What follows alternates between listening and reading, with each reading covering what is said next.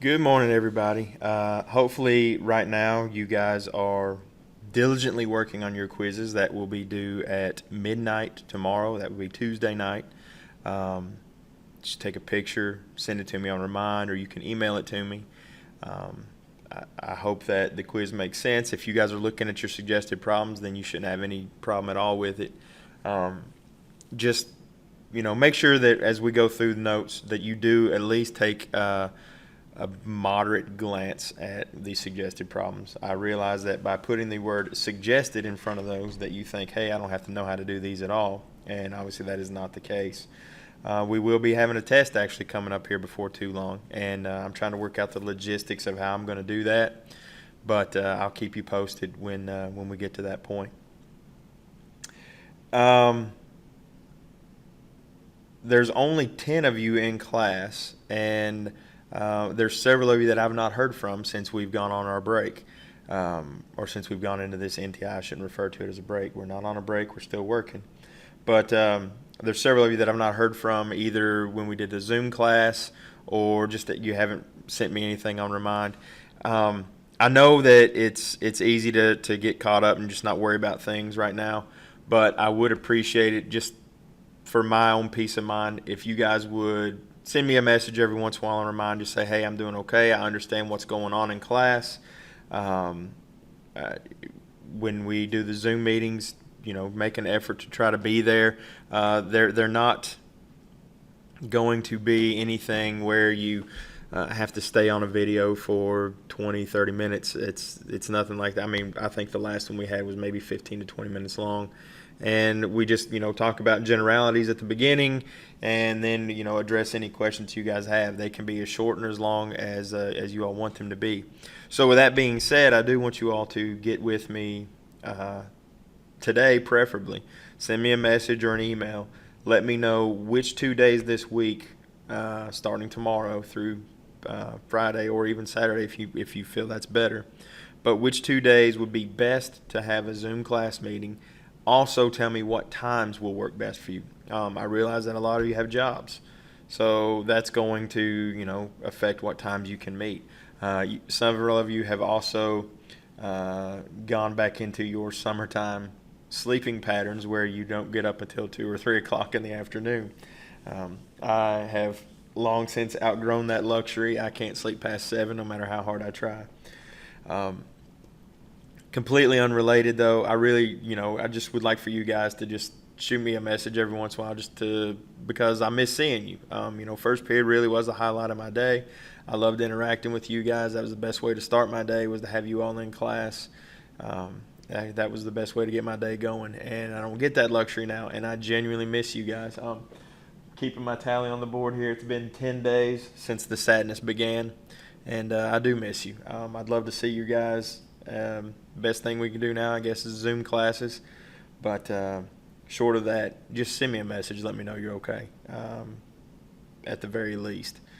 If you have questions, I definitely want you to send me a message and so I can answer your questions. With the content that we're getting ready to cover today, it is very calculator heavy. So we're going to use the Desmos online graphing calculator for this entire set of notes. I'll try to be as very detailed as I can as I go through the examples with the Desmos calculator so that you understand how to type them in. But what I also would like for you guys to do is if there's something that I've gone over and you're not sure how to do it on the Desmos calculator, send me a message. I will make a brief tutorial video about how to use the Desmos calculator for that specific application and make sure that we all get through this okay. So without editorializing any further, we're going to talk about building quadratic models. The first thing we're going to look at is just building a quadratic model from a verbal description. You may recognize the formula here in the middle of the screen, r equals x times p, from our previous set of notes where we were talking about the calculators. We're going to use this now to kind of expand on that information, but we have that revenue is equal to the number of units sold, where x is the units that are actually sold, times the selling price, which is the P. With example 1, we're going to take that equation and we're going to use it to generate a quadratic model. So it says the marketing department of Texas Instruments has found that when certain calculators are sold at a price of P dollars per unit, the number of calculators sold is given by the demand equation X equals 21,000 minus 150P. Part A says find a model that expresses the revenue as a function of the price. We were given R equals X times P.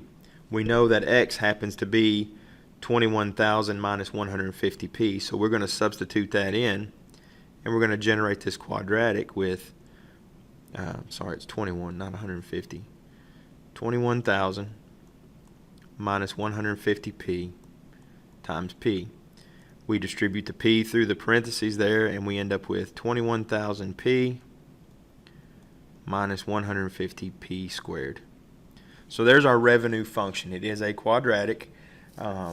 The rest of the questions, for the most part, can be answered by simply graphing this function.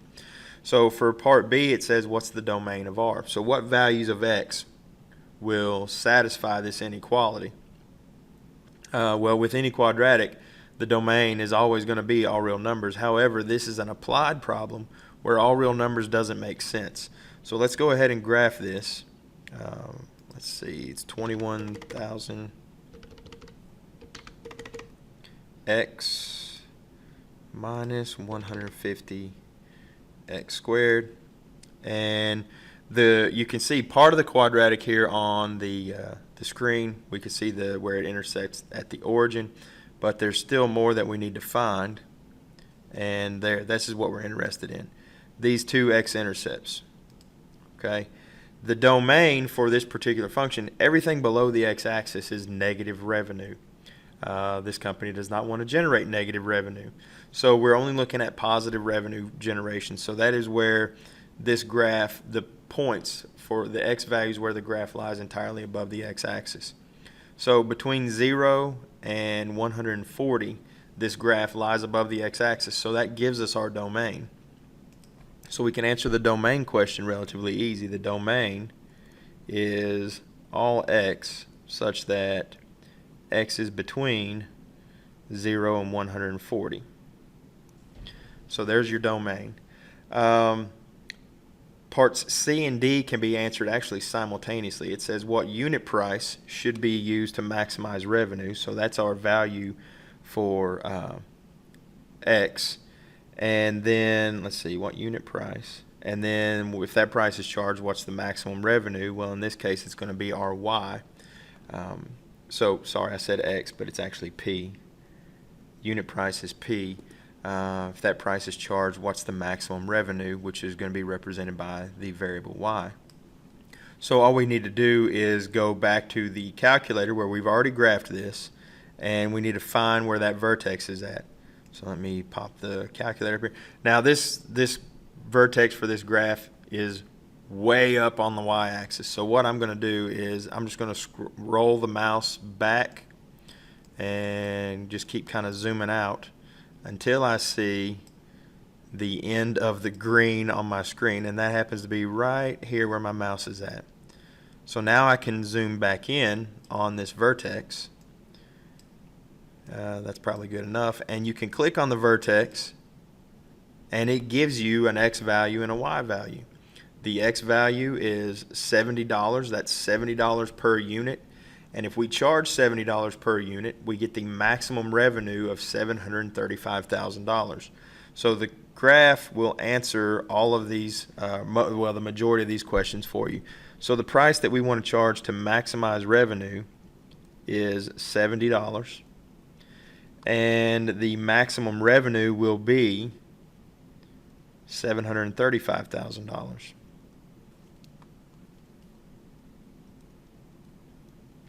And then part E says how many units are sold at this price. So we refer back to the linear equation for X, and we just substitute in our $70 for P, and that's going to tell us how many calculators are sold because our X is the number of calculators sold. I'm going to do this down here at the bottom of the screen. So we get X equals 21,000 minus 150 times P, and in our case P is going to be 70, and we can just type that in on our calculator. we get 21,000 minus 150 times 70, and you get 10,500. So they will sell, based on this model, 10,500 calculators will be sold if they generate that much revenue at that price of $70 per calculator. Part F, we've already answered that. We've graphed the equation or graphed the model. You do not have to sketch these graphs out on your homework, but you do want to graph them on the calculator so that you can understand what they are. So that's all. Whenever it tells you to graph something, that's what I'm asking you to do. Graph it on the calculator and find those key points. Now, part G, we're going to use our revenue model that we've already computed or come up with, and we want to find what value of P will generate at least $675,000 in revenue. So here we have a case where we want $675,000. That's our revenue to be equal to our revenue model. And we just want to solve this. So we can, first we want to move the 675,000. See if I've got room down here. Yeah, let's do it on this screen. I apologize. 675,000. I thought I gave myself more room to do this. 21,000p minus 150p squared. So with any quadratic, in order to solve it, it has to be equal to 0. We are familiar with that. So we're going to subtract the 675,000 from both sides, and we end up with this quadratic. I'm going to reorder the terms in descending order of power. So we have negative 150p squared plus 21,000p minus 675,000 equals 0. This is a quadratic that we can work with and one that we can actually factor as well. The first thing I'm going to do is subtract, or not subtract, but factor out the negative 150. And that's going to leave me with a positive p squared minus 140p plus 4,500. And we set that equal to 0. So if we just focus on the parenthetical term there, the p squared minus 140p plus 4,500, and we want to look at how we can factor that, we're looking for the two factors of 4,500 that add up to be negative 140. And we know then that it should be p minus 50 times p minus 90 are your factors.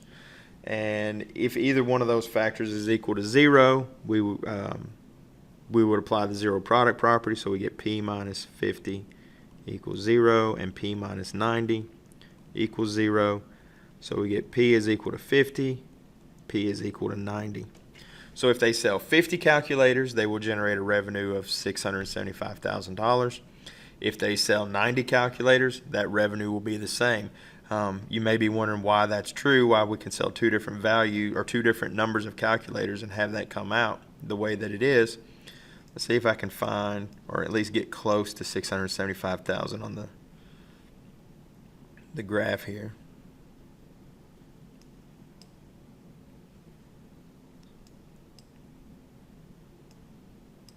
We'll get close enough. Okay, so right here, I hope you can see this. At 675,000, there are two values of x that satisfy this quadratic. Because of the symmetry of the quadratic, we're going to have multiple. We're going to have two values for everything with the exception of the vertex. So we have two x values that would generate $675,000 as their revenue. Let's see where we're at in the notes now. Okay. Wow. I hope you're not getting motion sickness from all the scrolling. Okay. Example 2. A farmer has 2,000 yards of fence to enclose a rectangular field. What are the dimensions of the rectangle that encloses the most area? Well, if we draw out a picture real quick, we know that we have this field, that it's a rectangular field, and the perimeter of this field is going to be 2,000 yards because that's the only amount of fence that this farmer has. We will refer to we've got the length and the width. We know that a perimeter formula for a rectangle is twice the width plus twice the length. Well, in this case, we happen to know that the perimeter is 2,000 yards.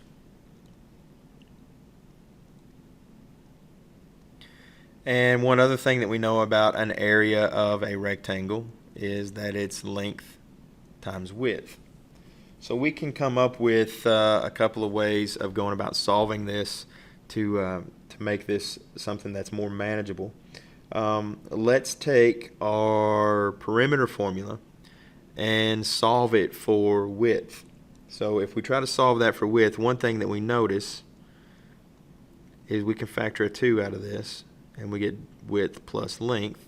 Divide both sides by 2. We get 1,000 is equal to width plus length. And I said that I wanted to solve this in terms of length, so we're going to solve it for the variable w. So we would subtract L from both sides. 1,000 minus L equals W. And we can take this value for W and substitute it into our area formula. So now our area formula becomes area equals length times 1,000 minus L. And we end up with this quadratic, 1,000 L minus L squared. Well, with that, we can graph the quadratic and come up with the values for x, or in this case L, that maximize the quadratic. So we have 1,000 x minus x squared.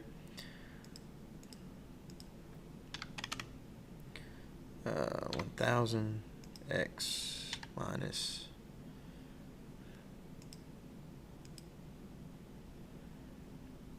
and I really should have fixed my zoom before I did that because this is way too big. There we go. Alright, so we have this quadratic function. We were looking for its vertex. If I click on that vertex, I get the length of the fence will be 500 yards, and the maximum area is going to be 250,000 square yards. That's all found with the vertex. So we get 500. L is 500 yards, and the area is, I forgot what it was already, 250,000 square yards.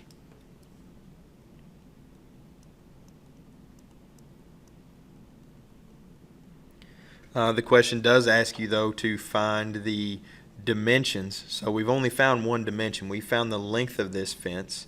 What actually happens to work out is this does end up being a square field, because if we substitute in to our perimeter formula, we have 2,000 equals twice the width plus twice the length. We know the length to be 500 yards. We get 2,000 is equal to 2W plus 1,000. Subtract 1,000 from both sides. Then divide by 2. And we get the width happens to also be 500. So our dimensions for the maximum area will be a length of 500 yards and a width of 500 yards.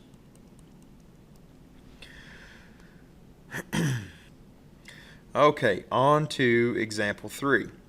In this example, it says that a projectile fired from a cliff 500 feet above the water at an inclination of 45 degrees to the horizontal with a muzzle velocity of 400 feet per second.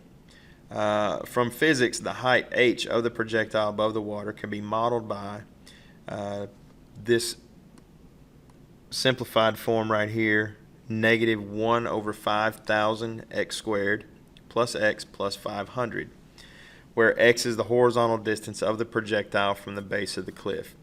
Part A, find the maximum height. Part B, how far from the base of the cliff will the projectile strike the water. So we're going to go to our calculator again. Clear that off.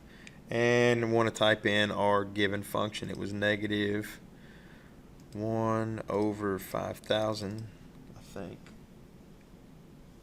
Yeah. Times x squared plus x plus 500 plus x plus 500.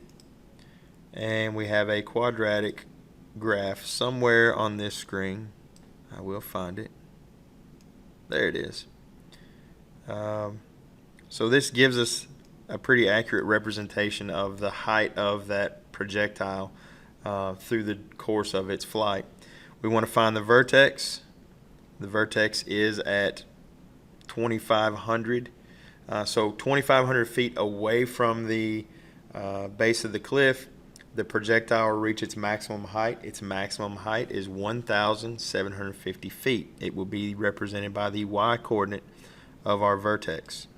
So the maximum height is 1,750 feet.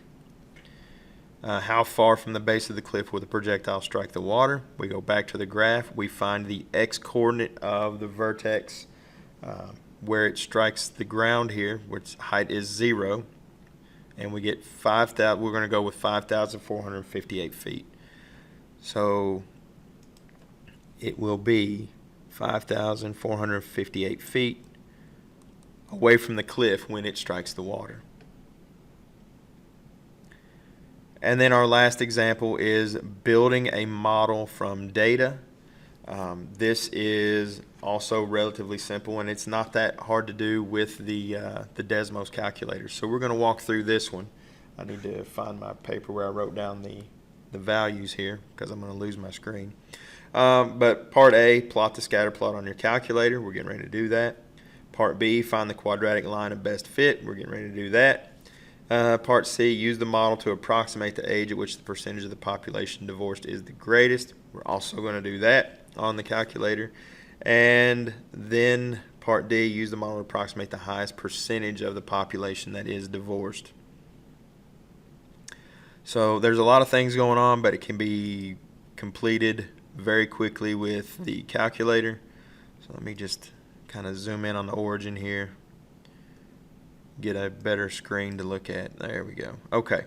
So the way you want to do this question on the Desmos calculator, start with a clean slate. Over here on the top left, it says you've got a little plus symbol. Click on the Add Item and select Table from that menu. So now you have a table on your screen, and you have this list X sub 1 and Y sub 1. So let's just start typing in our X values from the presented data on the example. One thing you got to be careful about, you notice that the calculator is already predicting what we're going to put in next, and at 47 is where it falls apart. Now we jump to 50, 60, 70, and then 80. Now let's go to our Y column and start typing in those values.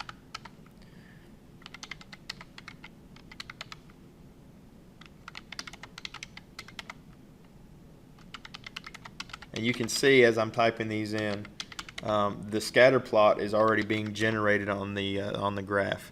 So there is the scatter plot that it asked for in part A. Part B says use a graphing utility to find the quadratic model of best fit. Since it specifies a quadratic model, here's what you want to type in. Notice that our variables up here are labeled X sub 1 and Y sub 1. We need to use those same variable notations in our quadratic. So for the equation here on line 2, you're going to type in Y. How do I do the subscript on here? I'm just going to pull up my keyboard. So Y sub 1, so you can do underscore and then 1 and it'll give you that. And then you want to use the tilde sign, that's the little squiggle. It should be over there next to 1 on your keyboard. And the standard form of a quadratic is ax squared plus bx plus c. So we're going to have ax, but remember our x value is x sub 1. So it's x sub 1 squared plus bx sub 1 plus c. So there's our quadratic model. It gives us the graph What we're interested in is over here on the left under parameters. It gives us our value for A, our value for B, and our value for C. So our quadratic model would actually be negative 0.014x squared plus 1.59x minus 28.19. So when you're asked to generate the model, you will use those values for your A, B, and C for the quadratic model. I believe it also asked us to find the age, where the highest percentage of people are divorced, and then also find the percentage of people that are divorced. So that's going to be right here at our vertex. So at approximately 55 years of age, that is the age at which the divorce population is the greatest, and we see that approximately 16% of the population is divorced at that age. And that's the answers to parts C and D, I believe, on the notes. Yeah. And that should be the end of it. Yeah, there's our suggested problems. So I know that this is going to be kind of a learning experience for several of you with the Desmos calculator. So if you have difficulties or you run into any problems, please let me know. But the calculator is definitely going to be your friend on this set of notes. And you can also use that on your quiz that you should be working on right now. I hope everybody's doing well. Please do not forget to get back to me about your preferred dates. I want 2 days this week and times that work for you for us to have Zoom classes. Everybody take care.